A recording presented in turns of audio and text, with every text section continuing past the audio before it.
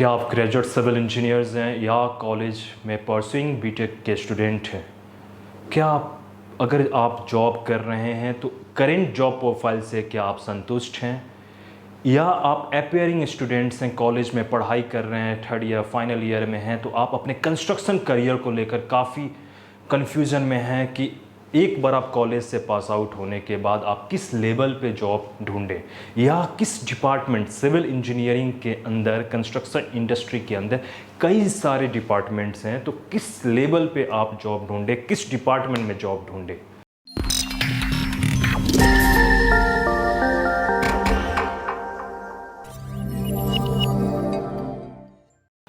नमस्कार, आदाब, मैं निशांत गोस्वामी, कॉर्पोरेट ट्रेनर, आप सभी प्राउड सिविल इंजीनियर्स का रेनफोर्स के डिजिटल प्लेटफॉर्म पे हार्दिक स्वागत करता हूं। आज की सेशन हम लोग शुरुआत करेंगे एक छोटी सी स्टोरी से। 3 सिविल इंजीनियर फ्रेंड्स हैं जो कॉलेज में एक साथ दाखिला पाते हैं और तीनों का एक लेवल एक दूसरे से आपका भिन्न होता है। 3 फ्रेंड हैं, जैसे कि मैंने बताया, एक का नाम सुमित, इंजीनियर सुमित, एक का नाम इंजीनियर इरशाद और एक होते हैं इंजीनियर सौरभ। तीनों का लेवल एक दूसरे से अलग है। इंजीनियर जो सुमित होते हैं काफ़ी इंटेलिजेंट होते हैं। काफ़ी इंटेलिजेंट मीन्स वो हर सेमेस्टर में 9 CGPA, 9.5 CGPA, 9.7 CGPA ऐसे मार्क्स लाते हैं। Means on off the top rank पे वो हमेशा रहते हैं अपने क्लास स्ट्रीम में। जो इंजीनियर इरशाद वो एक आप बोल सकते हैं गुड या एवरेज स्टूडेंट हैं, जो 7 CGPA और 8 CGPA के बीच में वो मार्क्स लाते हैं। और जो इंजीनियर सौरभ है वो बिलो एवरेज हैं, मतलब बड़ा मुश्किल से वो अपने सेमेस्टर को क्लियर कर पा रहे हैं, या आप बोल सकते हैं एक आध 2 सेमेस्टर में उनका बैक भी लग चुका है। किसी तरह इंजीनियर सौरभ जो हैं वो कैसे भी ग्रेजुएट होते हैं, इरशाद भी ग्रेजुएट होते हैं और सुमित भी ऑब्वियसली ग्रेजुएट होते हैं। इसी बीच फाइनल ईयर में जब ये तीनों रहते हैं तो एक प्लेसमेंट ड्राइव कॉलेज करा रही है। प्लेसमेंट ड्राइव में एक आपका टाटा प्रोजेक्ट्स इंडिया लिमिटेड की कंपनी है, कंस्ट्रक्शन कंपनी है, जो कि एक ख़ास डेजिग्नेशन के लिए आती है प्लेसमेंट रिक्रूटमेंट करने, और वो डेजिग्नेशन होती है QA/QC की। QA/QC के लिए वो प्लेसमेंट ड्राइव हो रहा है। इसमें जो इंजीनियर सुमित हैं, जो कि काफ़ी इंटेलिजेंट हैं, वो प्लेसमेंट के लिए इंटरेस्ट ही नहीं है। वो उनका मकसद है कि एक बार वो ग्रेजुएट होंगे और गेट या IAS के लिए जाएंगे, उसका प्रिपरेशंस इनके दिमाग में चल रहा है। इंजीनियर इरशाद जो हैं वो प्लेसमेंट ड्राइव में बैठ रहे हैं, और जो इंजीनियर सौरभ हैं ये सेमेस्टर में बैक होने की वजह से कॉलेज का जो प्लेसमेंट एडमिनिस्ट्रेशन है उनको वंचित कर रहा है, मतलब उनको रोक रहा है, उनको बैठने नहीं दिया जाता है प्लेसमेंट ड्राइव में। बड़ा इत्तेफाक से इंजीनियर इरशाद का जॉब मीन्स प्लेसमेंट रिक्रूटमेंट हो जा रहा है इस company Tata projects India limited में as a QA/QC। Engineer Saurabh ने तो प्लेसमेंट में अपेयरिंग ही नहीं हुए प्लेसमेंट ड्राइव में, तो इनका जॉब तो ऐसे ही नहीं लग रहा है।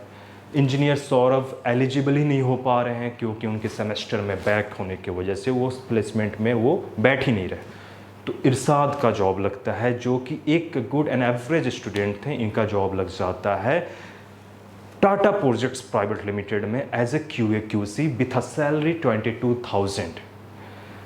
इत्तेफाक से जो सौरभ हैं, तो सौरभ की जॉब नहीं लगने, वो सिंपल सा एक ग्रेजुएट सिविल इंजीनियर हैं, लेकिन वंस वो ग्रेजुएट होने के बाद वो कहीं किसी थ्रू या अपने किसी लिंक से, या आप बोल सकते हैं वो अपने कैपेबिलिटी से, जो भी उन समय जो भी उनका कैपेबिलिटी था, उनका as a site engineer job लगता है। सैलरी रहती है 16,500 मात्र।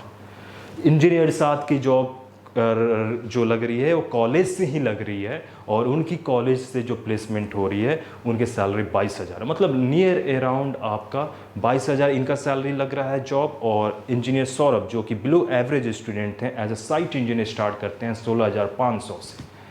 लेकिन with the course of time एक तरफ जो इंजीनियर सुमित हैं ये चले जाते हैं गेट आईएएस के तैयारी करने, और लाजिमी सी बात उनको करनी भी चाहिए, बहुत एक्स्ट्रा ऑर्डिनरी स्टूडेंट रह चुके हैं, काफ़ी 9.5 CGPA तक उनका मार्क्स आ रहा है और इंटेलिजेंट हैं, तो वो अपने गवर्नमेंट प्रिपरेशन के लिए जाते हैं। अनफॉर्चुनेटली वो 1 साल तैयारी करते हैं और 1 साल बाद वो कई सारे एग्ज़ाम दे रहे हैं, लेकिन सारे एग्ज़ाम में वो कट ऑफ से 3-4 मार्क्स, 6 मार्क्स, 10 मार्क्स से वंचित रह जाते हैं। फिर से उनके अंदर सेल्फ मोटिवेशन जगता है इंजीनियर सुमित के अंदर फेलियर होने के बाद, और आप बोल सकते हैं दूसरे लोग भी उनको मोटिवेट करते हैं कि 1 साल और तैयारी करिए, आप 1 साल और तैयारी करिए, आप डेफिनेटली आप सक्सेस होइएगा। वो फिर से 1 साल की तरफ वो अपना लगा देते हैं तैयारी में, और ऑब्वियसली उनको लगाना भी चाहिए, बहुत ही वो इंटेलिजेंट हैं तो लगाना भी चाहिए। वो जाते हैं 1 साल और जाते हैं तैयारी के लिए, वो काफ़ी मेहनत कर रहे हैं, तैयारी कर रहे हैं, प्रिपरेशंस के लिए बहुत सारी चीज़ मेहनत कर रहे हैं, लेकिन अनफॉर्चुनेटली आफ्टर 2 इयर्स फिर से वो वंचित रह जाते हैं, वो फेलियर हो जा रहे हैं। अब उनके दिमाग में चलता है इंजीनियर सुमित जो कि काफ़ी इंटेलिजेंट थे कि अब वो हायर स्टडी एमटेक के लिए जाएंगे।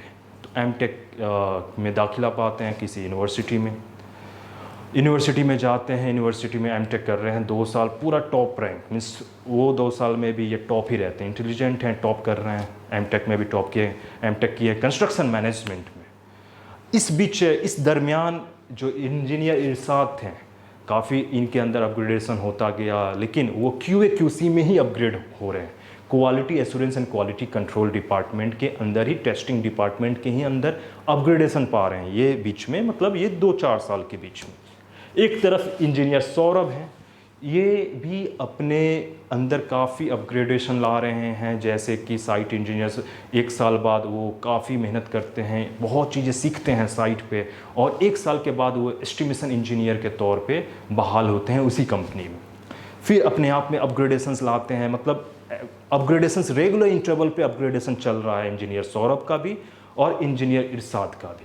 लेकिन इंजीनियर इरशाद का जो रेगुलर अपग्रेडेशन चल रहा है वो QA/QC के अंदर एक खास डिपार्टमेंट के अंदर वो अपने आप को अपग्रेड कर रहे हैं। एक तरफ जो इंजीनियर सौरभ हैं जो कि बिलो एवरेज स्टूडेंट थे, वो भी अपग्रेडेशन कर रहे हैं, लेकिन कई सारे चीज़ साइट पे सीख रहे हैं, एस्टिमेशन के अंदर जा रहे हैं, कई सारे एस्टिमेशन सीख रहे हैं, स्ट्रेटेजी सीख रहे हैं, प्लानिंग सीख रहे हैं। तो 4 साल के बाद ओमान एक गल्फ कंट्री है, काफ़ी फाइनेंशियल स्ट्रॉन्ग कंट्री है, वहाँ पे एक पर्सन्स इंफ्रास्ट्रक्चर लिमिटेड एक कंपनी है, वो एक जॉब वैकेंसी निकालती है। पर्सन्स इंटरनेशनल प्राइवेट लिमिटेड एक जॉब वैकेंसी निकालती है, senior planning engineer. Minimum experience, work experience कहा जाता है मिनिमम 3 इयर्स। इरशाद और सौरभ ये दोनों अप्लाई करते हैं। वैसे तो सुमित भी एलिजिबल हैं क्योंकि बीटेक किए हुए इनका भी 4 साल हो चुका था, लेकिन एक्सपीरियंस नहीं होने की वजह से ये अप्लाई करते नहीं हैं। अप्लाई करने वाले में इंजीनियर साद हैं, इंजीनियर सौरभ हैं।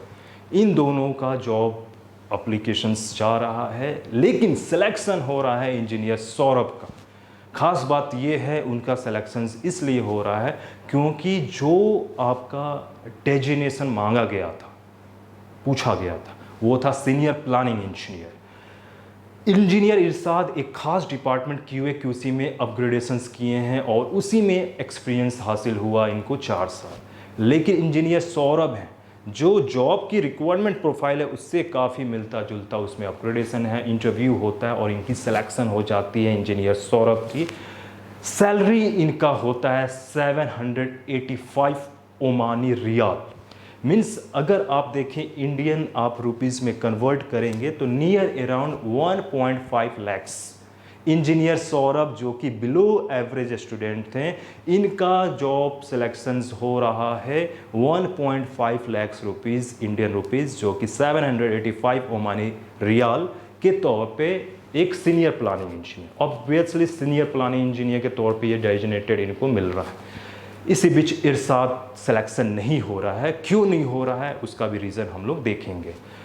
इंजीनियर इरशाद 4 साल बाद इनकी सैलरी जो अपग्रेडेशन हो के जो इनकी सैलरी मिल रही है वो 65,000 रुपीज़ मिल रही है। Designation senior quality assurance quality control.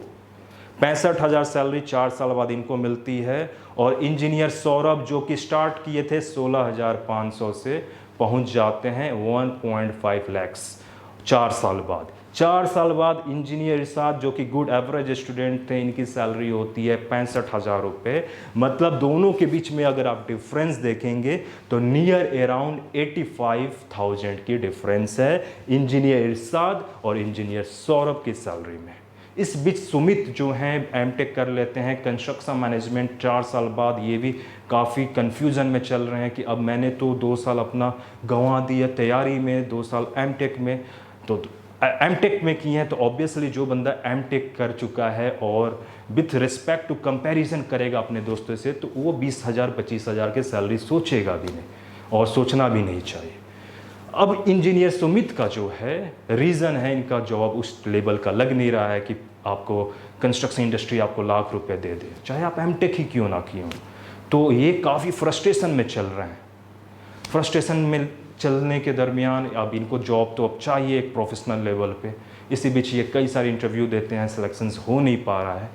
तो अब ये फ्रस्ट्रेशंस का शिकार होते हुए एक आईसीआईसी बैंक, जो कि एक रिप्यूटेड प्राइवेट बैंक है इंडिया में, नेशनलाइज बैंक है, इसमें सीनियर मैनेजर के तौर पे इनका सिलेक्शन होता है, जो कि सैलरी मिलता है 55,000। जूनियर मैनेजर के तौर पे इनका सैलरी मिलता है 55,000 रुपये, जो कि अपने स्ट्रीम से अलग हट के इनका जॉब लग रहा है 55,000। अब आप तीनों में कंपैरिजन कीजिए, एक को मिल रहा है 55,000 जो कि इंजीनियर सुमित काफ़ी इंटेलिजेंट इंजीनियर्स थे जो कि हमेशा टॉप किए अपने कॉलेज टाइम में, और एक इंजीनियर इस साथ जो कि गुड एवरेज स्टूडेंट थे, उनका सैलरी अपग्रेड होके एक खास डिपार्टमेंट QA/QC में अपग्रेडेशंस पा के 65,000 होती है after 4 years. After 4 years Saurabh जो कि सैलरी स्टार्ट किए थे 16,500 से, काफ़ी अपने आप में डेवलपमेंट अपग्रेडेशंस करते रहे, साइट पे बहुत सारी चीज़ें सीखें, और उनका सिलेक्शन एक गल्फ कंट्री ओमान में Parsons infrastructure international private limited में as a senior planning engineer job लगता है 785 ओमान रुपीज़, जो कि इंडियन रुपीज़ हुआ 1.5 लाख। तो डिफरेंस देखिए तीनों में। सौरभ का डिफरेंस अगर इरशाद से किया जाए तो 85,000 का डिफरेंस है, और वहीं इंजीनियर सौरभ जो कि बिलो एवरेज स्टूडेंट थे, टॉपर से कंपैरिजन किया जाए इंजीनियर सुमित से as a respect to the financial, तो डिफरेंस नियर अराउंड 95,000, आप बोल सकते हैं नियर अराउंड ऑलमोस्ट 1 लाख। इतना ज़्यादा डिफरेंस, ये आखिर रीज़न क्या है? रीज़न क्या है? 2 रीज़न। पहला रीज़न आपको समझना पड़ेगा आप सभी सिविल इंजीनियर्स को कि प्रोफेशनल एक्सपीरियंस और जॉब एक्सपीरियंस, ये दोनों में डिफरेंस होता है। प्रोफेशनल एक्सपीरियंस क्या होता है और जॉब एक्सपीरियंस क्या होता है, ये आप समझिएगा। प्रोफेशनल एक्सपीरियंस है कि जिस डिपार्टमेंट में हम काम कर रहे हैं उसी डिपार्टमेंट का कितना एक्सपीरियंस है, और जॉब एक्सपीरियंस में है कि कई सारे डिपार्टमेंट हमने काम किया, QA/QC में काम किया, फिर दूसरे डिपार्टमेंट में काम किया, या QA/QC मतलब ओवरऑल आप जब से बीटेक किए हैं, ग्रेजुएट हुए हैं, तब से लेके करेंट तक का ओवरऑल देखा जाता है जॉब एक्सपीरियंस। और प्रोफेशनल एक्सपीरियंस मतलब होता है किसी खास डिपार्टमेंट का एक्सपीरियंस। तो सीनियर प्लानिंग इंजीनियर का एक्सपीरियंस के लिए क्या चाहिए था कि उस बंदे को एस्टिमेशन आए, उस बंदे को प्लानिंग करने आए, शेड्यूलिंग करने आए, मैनेजमेंट का शेड्यूलिंग करने आए, टाइम का शेड्यूलिंग करने आए, जो कि इंजीनियर सौरभ काफ़ी बेसिक से मेहनत करते वहाँ तक पहुँचे। जो इंजीनियर इरशाद थे वो खास डिपार्टमेंट में ही काम किए, QA/QC, तो इनका प्रोफेशनल एक्सपीरियंस देखा जाए तो स्किल एक्सपीरियंस 0 माना जाए, जो कि एक कंपनी के रिक्रूटमेंट बेसिक रिक्रूटमेंट आपका एलिजिबिलिटी को पूरा नहीं कर पा रहा था। हालांकि वो एलिजिबल थे अपीयर होने के लिए, लेकिन वो मेन चीज़ जो एस्पेक्ट देखा जा रहा था वो फुलफिल नहीं करने की वजह से इनका सिलेक्शन नहीं हुआ। और इंजीनियर जो सुमित थे, ये तो मतलब एक्सपीरियंस ही नहीं था, इनका वर्किंग एक्सपीरियंस ही नहीं था। तो ये चीज़ आपको समझना पड़ेगा आप सभी सिविल इंजीनियर्स का। एक बार आप लोग ग्रेजुएशन करने के बाद, एक बार आप ग्रेजुएट हो जाते हैं तो उसके बाद से कंस्ट्रक्शन इंडस्ट्री में कई सारे इंटरनल डिपार्टमेंट्स होते हैं। तो किस डिपार्टमेंट को आपको सेलेक्ट करना है अपने फ्यूचर कंस्ट्रक्शन करियर को ध्यान में रखते हुए, किस डिपार्टमेंट पे आपको इंटर करना है, वो बहुत ही इम्पोर्टेंट हो जाता है। देखिए, कंस्ट्रक्शन इंडस्ट्री में कई सारे डिपार्टमेंट होते हैं, जैसे साइट एग्जीक्यूशन डिपार्टमेंट हुआ, आपका एग्जीक्यूटिव डिपार्टमेंट हुआ, प्लानिंग डिपार्टमेंट हुआ, सर्वेइंग डिपार्टमेंट हुआ, टेस्टिंग डिपार्टमेंट हुआ। तो कई सारे इंपॉर्टेंट, ये सारे अपने आप में बहुत सारे इंपॉर्टेंट डिपार्टमेंट्स हैं। ऐसा मेरा कहना नहीं है कि कोई भी डेजिनेशन खराब है, सब डेजिनेशन का अपने आप में महत्व है, ऐसा नहीं है। लेकिन हमें हिट करना है तो कौन सा डिपार्टमेंट में आप इंटर करोगे with respect to career development. हर का सपना होता है, सारे सिविल इंजीनियर्स का सपना होता है कि कैरियर डेवलपमेंट उनका एक नेक्स्ट लेवल पे जाए। तो किस डिपार्टमेंट में जाएं, किस में हमारा सेल्फ इंटरेस्ट है, वो चूज करना बहुत इंपॉर्टेंट हो जाता है। इसलिए हमारा मानना है कि आप लोगों को सही काउंसलिंग, ग्रेजुएशन करने के बाद आपको एक सही दिशा में जाना होगा, सही सिलेक्शन करना होगा। किस सिलेक्शन ऑफ इंटरनल डिपार्टमेंट में जाए, क्वालिटी में जाना है तो क्वालिटी में जाने के बाद कैरियर ग्रोथ क्या है, प्रॉपर आपको एक तरह का सेल्फ सर्वे भी करने की ज़रूरत है। इंटरनल डिपार्टमेंट कई सारे होते हैं। मेरे नेक्स्ट वीडियो में मैं इंटरनल डिपार्टमेंट के बारे में मैं बात करूँगा कि internal department civil engineering construction industry में कौन कौन से होते हैं, और उन सारे डिपार्टमेंट में जॉब अप्लाई करने के लिए आपके अंदर बेसिक रिक्वायरमेंट क्या होनी चाहिए, ये सारे हम लोग नेक्स्ट वीडियो में देखेंगे।